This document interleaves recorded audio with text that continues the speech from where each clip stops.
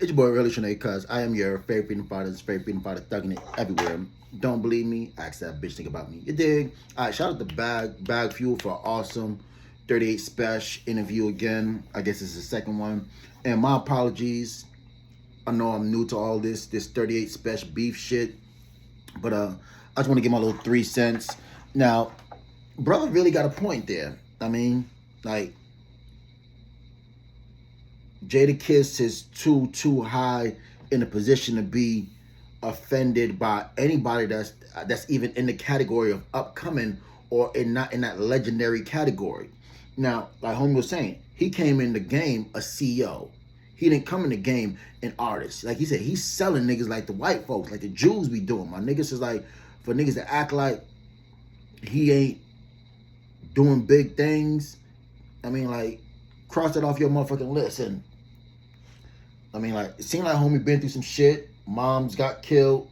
I think he said like his brother got killed or some shit like that. So like a nigga like that been through the pain, been through the struggle. A nigga like that, he be in the trenches. Now I mean, it's like he's more relatable than Jadakiss. Like Jadakiss really was never an active member in the streets. Yeah, he might have done some shit in his younger days or in his teenage years, but like as an adult, you was around celebrities and big execs and big name people. So it's like these motherfuckers gonna make sure they steering you in the right direction. You're not out here making yourself hot because they don't want to be next to niggas that's making themselves hot, which gonna make them hot. Like my nigga, at the end of the day, Jadakiss has always been an entertainer.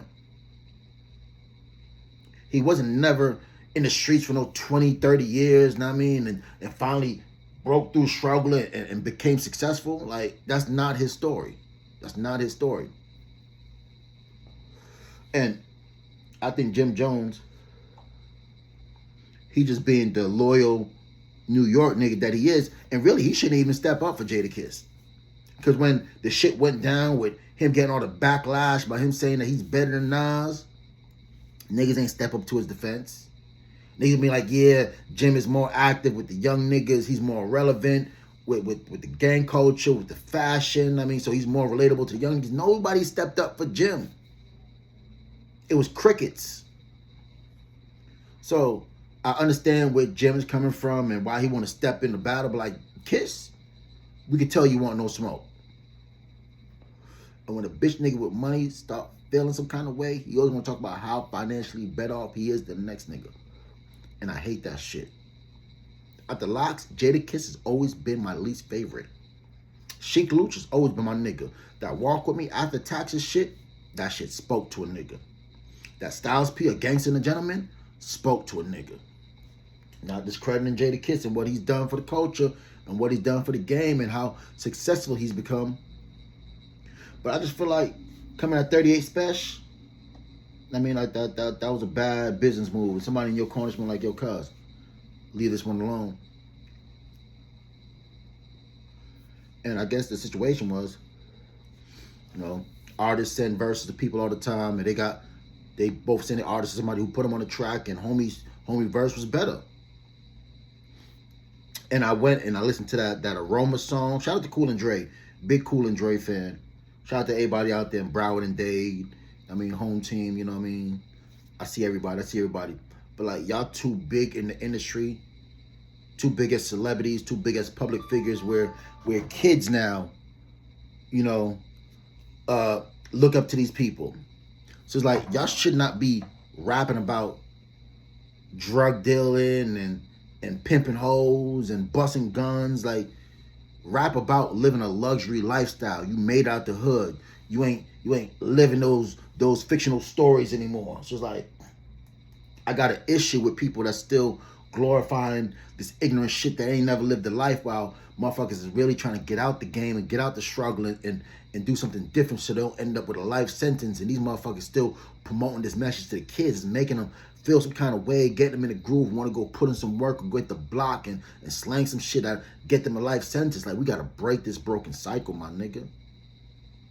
So I get where 38 Spesh was coming from. Speaking of 38 Spesh, let me do a little promo. Shout out to Chris Bakery. Shout out to Kamaya. They got that single hit different. 38 Spesh, Christopher Kamaya. Hey, yee. Shout out to the Bay.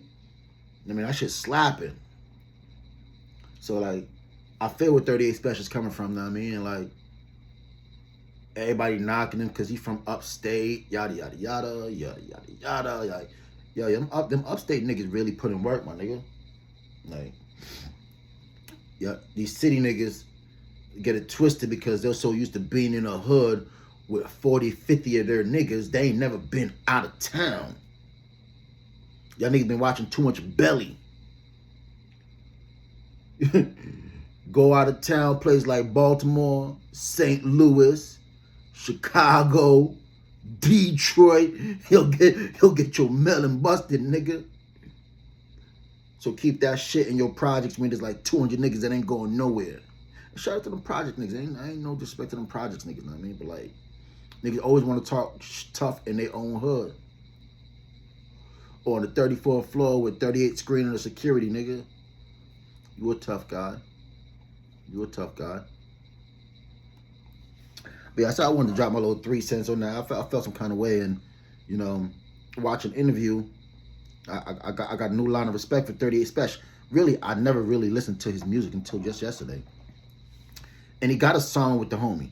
It's called Hit Different. Chris Christopher, 38 Spesh, Kamaya. If you don't know who Kamaya is, hey, you better ask that bitch nigga Drake about Kamaya. Real nigga shit. That bitch go hard. She been that bitch. Been that bitch. Still that bitch. But yeah, I ain't gonna talk a motherfucking head off. What y'all think about the 38 Spesh, Jada Kiss, Jim Jones beef? Who's wrong in this scenario? I think Jada Kiss was all out of line, in his feelings, out of pocket. Jim Jones is being the last of the New York real niggas, so he's gonna step up and try to represent anybody taking shots at the city. Because I get it, it could be a city versus city thing, but right now we unification with New York as a whole, know what I mean?